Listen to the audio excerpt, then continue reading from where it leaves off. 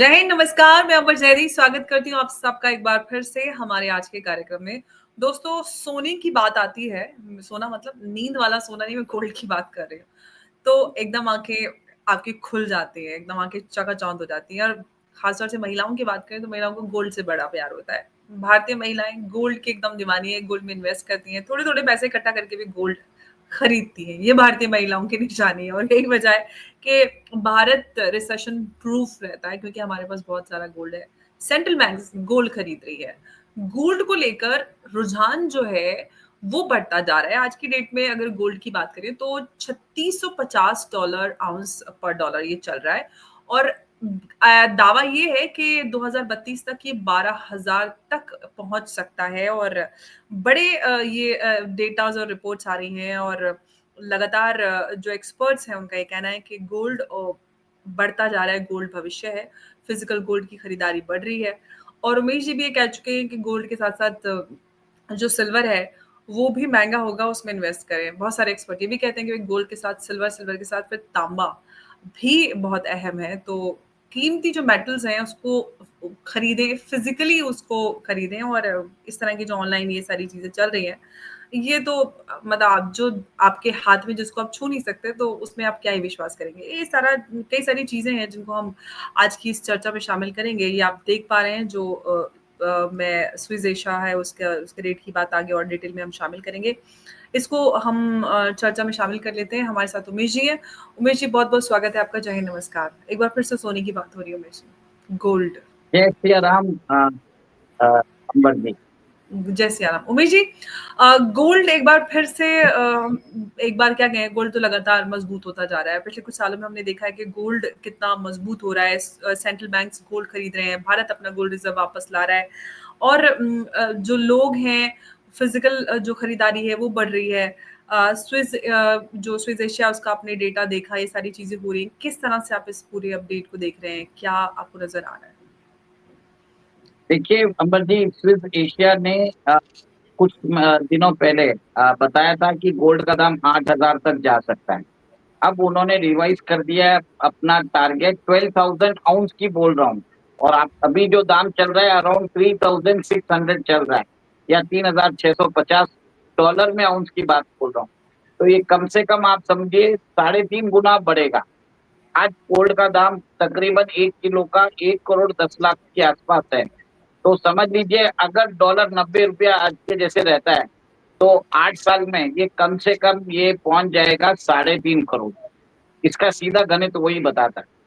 देखिए अंबर जी, अब जिस हिसाब से सेंट्रल बैंक गोल्ड बाई कर रहे हैं और पिछले 3-4 साल से इन्होंने continuously 1,000 ton plus gold buy किया है और आज सेंट्रल बैंक्स के पास टोटल गोल्ड है 36,000 टन। ये सबसे ज्यादा क्वांटिटी है। सेंट्रल बैंक से कभी भी इतना ज्यादा गोल्ड बाई नहीं किया है। चाइना कंटिन्यूसली बाई करता जा रहा है, इंडिया कंटिन्यूसली बाई करता जा रहा है, टर्की बाई कर रहा है, पोलैंड बाई कर रहा है। देखिए इंडिया ने भी अपना जो गोल्ड है, जो लास्ट ईयर अराउंड 840 टन था, वो 880 टन कर दिया है। हमने जो 200 टन जो गोल्ड बाहर था उसको वो भारत में लेके आ चुके हैं। आज देश के अंदर 550 टन गोल्ड रहना चाहिए और 300 टन गोल्ड बाहर रहना चाहिए बैंक ऑफ इंग्लैंड के पास। वो भी भारत एक तरह से लेके आ जाएगा। अंबर जी, एक चीज समझने वाली बात है कि सेंट्रल बैंक गोल्ड बाई कर रही है क्योंकि डॉलर डोमिनेटेड जो यूएस ट्रेजरी था, जिसको एक तरह से सेफ हेवन रिजॉर्ट बोलते थे, उसकी स्थिति दावाडोल होती जा रही है क्योंकि इंटरेस्ट रेट बढ़ते जा रहे हैं। 30 ईयर यूएस जो ट्रेजरी बॉन्ड का यील्ड है वो 5% तक पहुंच गया। अभी अमेरिकन डेट है अराउंड $38 ट्रिलियन। 5% अगर उसका डेट होता है तो उसका इंटरेस्ट पेमेंट होगा 1.90 ट्रिलियन, मतलब 2 ट्रिलियन के आसपास रहेगा। लोग बोलते हैं 1 ट्रिलियन 1 ट्रिलियन सब भूल जाएंगे, वो तो बहुत कम है। अभी कम से कम 2 ट्रिलियन देना पड़ेगा। इसके लिए प्रॉब्लम हो रहा है अमेरिका को, और अमेरिका को आगे जाके उनके बहुत सारे जो डेट्स है मेच्योर हो रहे हैं, अभी मेच्योरिंग की स्थिति में ही है। तो जिसके कारण वो जब रिन्यू होता है तब हायर रेट में हो रहा है। तो कम से कम 2 ट्रिलियन देना पड़ेगा, देख लीजिएगा। फेड के ऊपर एक तरह से प्रेशर है कि वो इंटरेस्ट रेट कम करे। अगर वो इंटरेस्ट रेट कम करता है तो इससे क्या होता है, मार्केट में मनी सप्लाई बढ़ जाती है और मनी सप्लाई बढ़ने से वापस वो क्या होता है कि जिसके कारण प्रेशियस मेटल जो भी मेटल्स होते हैं सबके दाम बढ़ रहे हैं। इसी के लिए आप देख रहे हैं गोल्ड के अंदर एक तरह से तेजी आ रही है। इतना हो गया कि कोलार गोल्ड फील्ड जो एक तरह से बंद पड़ी थी उसको भी हमने वापस खोल दिया है। अब उसके अंदर भी माइनिंग जो है वो भी प्रॉफिटेबल हो गई है। वो हर साल 750 किलो गोल्ड उधर से भी निकलेगा। हमने जबलपुर में भी देखा कि हमने गोल्ड रिजर्व मिले हैं, गोल्ड के और रिजर्व मिले हैं। और उसके बाद उड़ीसा में भी बहुत जगह पे गोल्ड के ओर्स मिले हैं जो उनकी मेरे ख्याल से उड़ीसा मिनरल डेवलपमेंट कॉरपोरेशन उसको ऑक्शन के थ्रू नीलाम करेगी। तो गोल्ड का एक तरह से चलन बढ़ रहा है। और आपने बरोबर बोला, भारतीय महिलाओं के पास कम से कम 30,000 टन गोल्ड है। हमारे मंदिरों के पास एक अलग गोल्ड है। तो भारत की इकोनॉमी इंसुलेटेड है फ्रॉम ग्लोबल शॉक। एक और एक चीज है, 2008 में भी जब ग्लोबल फाइनेंशियल क्राइसिस आया था तब हमारे को बचाया था हमारे गोल्ड रिजर्व ने और गोल्ड होल्डिंग्स ने। वहां पे जहाँ पे लोग कंगाल हो चुके थे उनको गवर्नमेंट ने उनको पैसा छाप के दिया था, अमेरिकन गवर्नमेंट ने। हमारे लोगों को इतनी राहत नहीं मिली, फिर भी हम लोग एक तरह से उभरे हैं क्योंकि we are basically savings economy, consumption and savings economy. तो इसके लिए भारत के अंदर we were able to weather the storm. ऐसा है कि सेंट्रल बैंक को गोल्ड लेना पड़ रहा है क्योंकि डॉलर के ऊपर dollar is being used as a tool for weaponisation. Russia के 300 350 बिलियन डॉलर कन्फिस्केट कर दिए हैं। इस पे भी आपने देखा कि इंडियन गवर्नमेंट ने जो हमारे यूएस ट्रेजरी बॉन्ड्स की होल्डिंग है 242 बिलियन डॉलर्स की, उसको घटा के अभी 227 कर रहे हैं और भी कम कर देंगे। और मोस्ट प्रोबेबली उसको डाइवर्सिफाई किया है गोल्ड में। और ये भी देखिए कि भारत की जो टोटल जो फॉरेन एक्सचेंज होल्डिंग्स है 700 बिलियन डॉलर्स है, उसमें हमारी डॉलर डिनोमिनेटेड होल्डिंग्स है अराउंड 227 बिलियन डॉलर। देखिए अमेरिका अपने यहाँ पे बहुत सारी कंपनीज को जैसे हम पीएलआई स्कीम दे रहे हैं, वो चिप्स एक्ट उन्होंने बनाया है। वहां पे अमेरिका के अंदर वो सब लोगों को टेक कंपनीज को बोल रहे हैं कि आप सेमीकंडक्टर प्लांट्स लगाइए, आप कॉल सेंटर्स बनाइए। देखिए एक चीज समझने वाली बात है, जब अमेरिका अपने देश के अंदर इंडस्ट्रीज लगाना चाहता है तो बढ़ा हुआ डॉलर, जब डॉलर बढ़ा रहेगा तो कोई उनसे नहीं लेगा। समझ लीजिए अगर हमको कोई सेमीकंडक्टर लेना है, वो अमेरिका भी बनाता है, जापान भी बनाता है, साउथ कोरिया भी बनाता है, ताइवान भी बनाता है। ताइवान में वही चीज हमारे को हमको 6,000 रुपये पड़ती है, अमेरिका में 9,000 पड़ती है और कोई लेता नहीं है। तो क्या करेगा अमेरिका? अमेरिका अपने डॉलर की वैल्यू कभी भी घटा सकता है। जो $1 अभी 88-90 है, ओवरनाइट 25 या 30% कम कर सकता है। पॉसिबल है, ये अभी लोग मानेंगे नहीं, बट दिस इज पॉसिबल। अब ऐसा करने से क्या होगा, जो हमारा जो फॉरेन एक्सचेंज रिजर्व है वो भी उसी मात्रा में कम हो जाएगा। वो 240 जैसे 227 बिलियन है यूएस ट्रेजरी होल्डिंग्स, उस पे इफेक्ट आने वाला। इसके कारण वेल्थ का इरोजन होगा। सेंट्रल बैंक्स को मालूम है, इसके लिए सेंट्रल बैंक्स अपनी जो डॉलर डिनोमिनेटेड होल्डिंग्स है कम कर दी जा रही है। भले ही वो पीपल्स बैंक ऑफ चाइना हो या जापानीज सेंट्रल बैंक हो या आरबीआई हो, सब लोग कम कर रहे हैं। इसको एड्रेस करने के लिए यूएस ने वहां पे स्टेबल कॉइन लेके आए। अब स्टेबल कॉइन क्या हो रहा है, उन्होंने अपनी टेक कंपनीज को बोला है कि आप स्टेबल कॉइन को प्रमोट करिए फॉर ट्रांजैक्शन। और आप यूएस कंपनीज को बोला है कि आप ये स्टेबल कॉइन को आप इश्यू कर सकते हैं। अभी अमेजोन हो या नेटफ्लिक्स हो, they can also issue stable coin. पर स्टेबल कॉइन लेने के लिए उनको यूएस ट्रेजरी बॉन्ड्स में इन्वेस्ट करना पड़ेगा। तो आप ये देखिए जहाँ पे सेंट्रल बैंक अपना गोल्ड अपना जो बॉन्ड होल्डिंग्स है कम करते जा रहे हैं, अमेरिका में ट्रम्प बोल रहे हैं अपनी कंपनीज को कि आप स्टेबल कॉइन्स निकालिए और स्टेबल कॉइन्स को बैक करिए यूएस ट्रेजरी बॉन्ड से। तो कहीं ना कहीं अपने देश के अंदर अपनी कंपनीज को बोल रहे हैं कि आप इधर इन्वेस्ट करिए।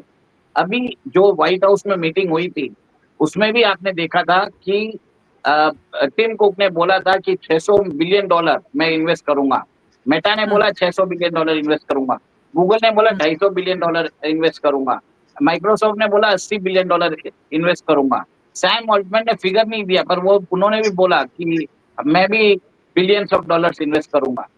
तो ये देखिए सबसे बड़ी बात है कि यहाँ पे आपको ये समझने वाली बात है, भारत अपना जो भारत के अंदर जो हमने अपना जो सेंट्रल बैंक ने अपना जो यूएस ट्रेजरी बॉन्ड्स है वो उसकी क्वांटम रिड्यूस की है।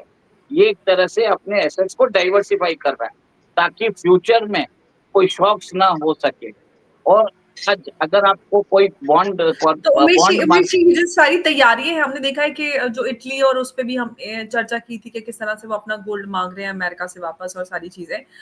क्या ये सब कुछ जो यूएस डॉलर है उसकी वैल्यू को चैलेंज कर रहा है और सब कुछ अपनी तैयारी कर रहे हैं, और भारत भी उसमें है, अपनी तैयारी में लगा हुआ है कि अगर आगे, सिंस अब एक तो ट्रेड वॉर तो हमने देख ही लिया, आगे और भी कुछ हम इस पे असर देख सकते हैं डायरेक्ट, जो ओवरऑल कहना चाहिए कि यूएस हेजेमनी को चैलेंज अब सभी देश कर रहे हैं। देखिए अंबर जी, इनडायरेक्टली डीडॉलराइजेशन तो हो ही रहा है मतलब। देखिए मैं अंबर जी मैं आपको बता रहा हूँ, आप वो क्लिप एक बार चला दीजिए तो ताकि हमारे दर्शकों को एक तरह से क्लियर चीजें आ जाए, उनको समझ में आ जाएगा। लेकिन स्विस एशिया का कहना है कि सोना यहां से 8,000 से 12,000 डॉलर प्रति आउंस तक जा सकता है 2032 तक। वेल, हमने देखा है बैंक ऑफ अमेरिकन ने कहा $3,600, साथ ही साथ सिटी ने बोला 4,000, गोल्डमैन सैक्स ने बोला $5,000 पर आउंस भी जा सकता है। लेकिन स्विस एशिया की सबसे तेजी वाली रिपोर्ट अब तक यहां पर आई है। आपको याद दिला दें कि इस साल अब तक सोने में आपको 35% के रिटर्न्स मिले हैं और काफी सारे फैक्टर्स हैं जिनका फायदा हमने यहां पर सोने में आता हुआ देखा। एक तो वेस्टर्न वर्ल्ड में डेट की सिचुएशन बहुत ज्यादा है and even as prices all time highs पे हैं, उसके बावजूद भी फिजिकल में खरीदारी स्ट्रांग है और फिजिकल मार्केट्स यहां पर प्रीमियम में कारोबार कर रही हैं। सेंट्रल बैंक्स यहां पर लगातार रिकॉर्ड सोना खरीदते रहे हैं और इसका एक फायदा हमने यहां पर आता हुआ देखा है। साथ ही साथ अगर आप यूएस के सभी डेटा देखें, चाहे वो जॉब्स नंबर्स है, एम्प्लॉयमेंट है, हाउसिंग है, क्रेडिट कार्ड है, डेट है, सभी ऑन द वीकर साइड आए हैं और इसलिए बाजार को लगता है कि आगे जाकर डॉलर इंडेक्स में और गिरावट देखने को मिलेगी, जिसका फायदा हम सोने में आता हुआ देखेंगे। और इसी के साथ साथ सिर्फ यूएस की ही बात नहीं है, डेटा यहां पर China, European union, Asian markets में वीक है, टैरिफ का इम्पैक्ट देखने को मिला है, आगे जाकर स्लो डाउन रह सकता है। और ऐसे समय में ज्यादातर जानकार यही मानते हैं कि आपके पास बहुत ज्यादा फिएट करेंसी नहीं होनी चाहिए, आपके पास सोना और चांदी होना चाहिए, क्योंकि यहाँ पर फंडामेंटल स्ट्रांग है। ऐसे समय में जब अनसर्टनिटी है तो सोना चांदी होल्ड किया जाना चाहिए। जी, तो उमेश जी, आपकी वही वाली बात जो आपने बहुत पहले आप भी कहते आ रहे हैं काफ़ी समय से कि सोना-चांदी खरीदें। देखिए मैं अभी आपको बता देता हूँ, 2011 में गोल्ड का दाम जो हाई गया था, $1900 गया था आउंस में, और आज $3,600, 3,600 आउंस पर डॉलर है। ठीक है, चांदी गया था 49.25 और आज भी चांदी $40 है। तो सोने के अंदर 2011 के हिसाब से हम डबल हो चुके हैं। चांदी अभी भी 2011 के हाई तक पहुंचा भी नहीं है, पहुंच के उसको डबल होना है। तो कहीं ना कहीं चांदी मेरे हिसाब से $80 से $90 तक जा सकता है। आज है $40, तो समझ जाइए किस में इन्वेस्ट करना। मैंने आपको एक तरह से हिंट दे दिया और बाकी लोगों ने भी एक तरह से गोल्ड के बारे में बता दिया। देख लीजिए वो जो भी है, गोल्ड का तो कुछ ऑल्टरनेटिव है भी नहीं। एक और एक चीज आपको बता दूं अमर जी, आज मार्केट में लोग गोल्ड बाई करने जा रहे हैं। To need to be beware of Chinese fake gold, वो है टंगस्टन कोटिंग का आ रहा है। और अगर आप वो स्क्रीनशॉट्स निकाल दे जो ये देखिए, ये चाइना के अंदर उनके सेंट्रल बैंक में गोल्ड फ्रॉड हुआ है। 4% उनके रिजर्व्स हैं वो फेक पाए गए, दे वर टंगस्टन कोटेड। और एक और एक चीज है, अभी तो चाइना के अंदर फेक गोल्ड की मात्रा और भी बढ़ गई है। चाइनीज जो कोटेड आता है, ये टंगस्टन जो होता है वो गोल्ड के जैसे ही रहता है और इसमें बहुत डिफिकल्टी होती है पता लगाने में कि ये असली गोल्ड है क्या नहीं है। सिर्फ एक जौहरी एक तरह से इसको वो भी फील एंड टच के हिसाब से वो पता लगा लेता है। और मैंने एक आप देख लीजिए, एक और एक स्क्रीनशॉट होगा आपके पास जिसमें चाइना का भी बताया हुआ है कि चाइना में कैसे फेक गोल्ड बेचे जा रहे हैं। भी एक तरह से आप you have to be very careful with that fake gold and other things. जहाँ पे भी जाइए रेप्यूटेड स्टोर से लीजिए और बिल लीजिए और एक तरह से जो सर्टिफिकेट वाला है वो करिए। इन फ्यूचर अगर कुछ आप कोई ज्वेलरी लेते हैं और आप उस गोल्ड से अगर वो गोल्ड ज्वेलरी सर्टिफाई कर देता है तो वो दुकानदार लायबल रहेगा। ये मैं आपको बोल देता हूँ, चेक कर लीजिए, सीधा पूछ लीजिए दुकानदार को ये चाइना का फेक कंस्टेंट गोल्ड है या ओरिजिनल गोल्ड है, कोई शर्म वाली बात नहीं है। ठीक है, it is very difficult to find it out, और इसमें आप कुछ बुरा बनने वाले नहीं है। This is only I want to say. Ambar जी, एक और एक चीज है, अब जैसे साहब से बताया टैरिफ का प्रॉब्लम चल रहा है, तो टैरिफ के प्रॉब्लम चलने से भी अनसर्टेनिटी बढ़ी है। अनसर्टेनिटी जब होती है उसमें गोल्ड का एक बहुत बड़ा फायदा होता है, और आगे जाके यूक्रेन रशिया का वॉर जैसे थम नहीं रहा है, और भी जगह जियोपॉलिटिकल टेंशन बढ़ रहे हैं, गोल्ड का दाम और सिल्वर का दाम ऊपर जाना ही है। बट एक चीज है, ध्यान से करिए, अभी भी ले सकते हैं, पर जो लास्ट ईयर का रिटर्न है 35%, वो एक्सपेक्ट मत करिए, ठीक है? ये मैं आपको पहले ही बोल देता हूँ। सेकेंड, एक चीज ध्यान रखिए, जो गोल्ड या सिल्वर लेने जाए क्लियर कट पूछ लीजिए कि ये फेक सिल्वर तो नहीं या फेक गोल्ड तो नहीं। इसमें कोई दुकानदार के मैं ऊपर नहीं बोल रहा हूँ, उनको भी नहीं मालूम होता होगा, उनको भी आगे से आता होगा, पर अगर आप सचेत होके पूछने लगेंगे तो लोगों के अंदर एक तरह से डर बना रहता है। विश्वास ठीक है, अंधविश्वास नहीं करना है, ये मेरा मानना है। बिल्कुल अंधविश्वास नहीं करना है, और इस तरह की काफ़ी सारे फ्रॉड्स हमें नज़र भी आ रहे हैं मार्केट में, बल्कि बड़े लेवल पे। जो चाइना सेंट्रल बैंक की आपने बात की, वो सबसे बड़ा उदाहरण है कि कितना बड़ा और किस लेवल पर ये फ्रॉड हो सकता है। गोल्ड राइज की बात हो रही है, और जो हमने वो वीडियो देखी उसमें टैरिफ की वजह से जो अनसर्टेनिटी बनी हुई है और लगातार मार्केट पे असर नज़र आ रहा है, कब तक आप हम इस असर को देखेंगे, और भारत पर आपको इसका क्या और असर नजर आता है? देखिए अंबर जी, भारत के अंदर तो गोल्ड की डिमांड बढ़ती जा रही है, बट एक तरह से आप ये देखिए, फिजिकल गोल्ड लीजिए, मैं पेपर गोल्ड के अगेंस्ट हूँ। सिंपल सी बात है, क्योंकि फिजिकल गोल्ड आपके पास आपके घर में और वो सबसे ज्यादा सेफ है, ठीक है? और क्योंकि आज देखिए सेंट्रल बैंक, जब चाइना जैसे सेंट्रल बैंक वो लोग अगर गोल्ड की हेरा फेरी करते हैं, वो वहां पे फेक गोल्ड रख सकते हैं, तो किस पे भरोसा कर सकते हैं? सेकेंड, एक और एक चीज है, किसको मालूम अमेरिका के फोर्ट नॉक्स में जो 8,800 टन गोल्ड बताता है वो है क्या नहीं है, क्योंकि 50 साल से ऑडिट भी नहीं हुई है। ये देखिए, China has a fake gold problem, locals are getting scammed into buying artificial jewellery. ये वही मैं टंगस्टन वाला गोल्ड बोल रहा हूँ। तो बाहर से अगर कोई लेके आता है, भले थाईलैंड से लेके आए या, तो ध्यान से लीजिए दोस्तों, मेरे ख्याल से भारत के अंदर रजिस्टर्ड बहुत ओरिजिनल। सारे भारतीय दुबई से गोल्ड खरीदते हैं। हमारे बहुत सारे लोग हैं, स्पेशली जैसे हम भी, हमारे यहाँ भी बहुत सारी फैमिलीज होती हैं, जैसे शादियां होती हैं हमारे यहाँ, तो बहुत सारे लोग कहते हैं दुबई से शॉपिंग करके लेके आते हैं सोने की। वहाँ पे अच्छा मिलता है, डिजाइन भी बड़े अच्छे होते हैं, सोना भी बड़ा अच्छा होता है। उसके लिए भी कुछ आप कहना चाहेंगे? देखिए, अभी तक तो कोई रिपोर्ट्स नहीं आई है कि दुबई का गोल्ड में कोई प्रॉब्लम्स है, बट थाईलैंड से अगर आते रहे तो ध्यान से करिए, क्योंकि वहाँ पे शायद चाइनीज इन्फ्लुएंस हो सकता है।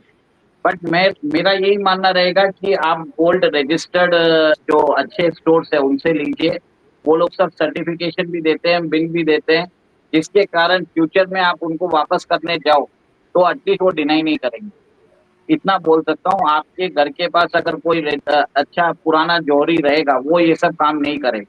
बाकी देख कुछ भी है, देख कर समझ कर लेने में एक तरह से फायदा है। 2 बार चेक करके लीजिए, पूछिए दुकानदार को, कोई नुकसान नहीं है, ठीक है? आपकी गाड़ी कमाई है, आप आप you are very much in right to asking कि भैया ये चाइना वाला टंगस्टन गोल्ड है या ओरिजिनल गोल्ड है।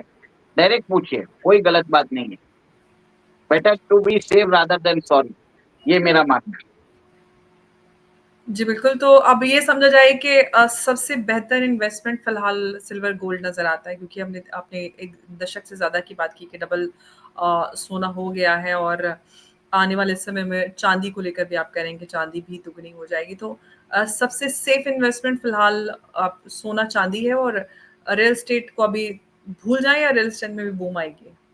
देखिए, रियल एस्टेट को भूल जाइए, अभी उसमें बहुत ज्यादा एक तरह से प्राइसेस बढ़ गए हैं, और हर जगह आप ये देखिए कि इवन गुड़गांव में 100-150 करोड़ के फ्लैट बिक रहे हैं, पर बाहर तो अगर आप देखें सिविक एम्यूनिटीज एक तरह से कुछ एकदम ही ना के बराबर है। जब तक रियल एस्टेट तब लीजिए जब सिविक एम्यूनिटी सही रहती है। आप 100 करोड़ का फ्लैट ले लोगे, बाहर जाके नाले में जाना है, इससे अच्छा है कि आप रेंट पे लो, भले वो 2 या 3 लाख रुपए महीने का देना पोसाता है। मेरा तो ये मानना है, एटलीस्ट नहीं समझ में आए तो फ्लैट छोड़ के तो जा सकते हो। आपने अगर समझे 50 या 100 करोड़ का फ्लैट ले लिया तो आप जाओगे कहाँ, छोड़ भी नहीं पाओगे, आपको उसकी ईएमआई भी भर रहे हो।